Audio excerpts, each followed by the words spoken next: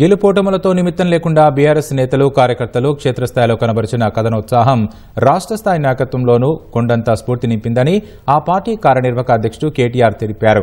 ప్రాణ సమానులైన బీఆర్ఎస్ తోబుట్టు ఉల్లారా అంటూ ఎక్స్ వేదికగా నూతన సంవత్సర శుభాకాంక్షలు తెలిపిన ఆయన ఏడాదిగా కాంగ్రెస్ పాలనపై కనబరిచిన పోరాట స్ఫూర్తికి శిరస్సు వంచి సలాం చేస్తున్నట్లు పేర్కొన్నారు.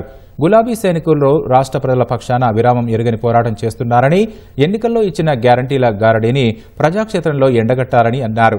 రాష్ట్ర ప్రయోజనాలు కాపాడేందుకు చేసిన పోరాటాలను చరిత్రపై చెరగని సంతకాలుగా కేటీఆర్ అభివర్ణించారు. ప్రజాపక్షాన గల్లీ నుంచి ఢిల్లీ వరకు బీఆర్ఎస్ శ్రేణులు మోగించిన జంగ్ సైరన్ ముఖ్యమంత్రికి ముచ్చెమటలు పట్టించిందని వ్యాఖ్యానించారు.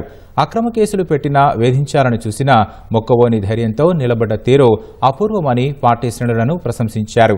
కార్యకర్తలే పార్టీకి పునాదిరాళ్లు, మూల స్తంభాలు అన్న ఆయన గులాబీ జెండాకు వెన్నెముక అని వ్యాఖ్యానించారు. పార్టీ తరఫున నిలబడి కలబడే నేటి అలుపెరగని పోరాట యోధులే రేపటి తెలంగాణ రాజకీయ ముఖచిత్రంపై బీఆర్ఎస్ పక్షాన మెరిసే వజ్రాయుధాలు అని కేటీఆర్ కొనియాడారు.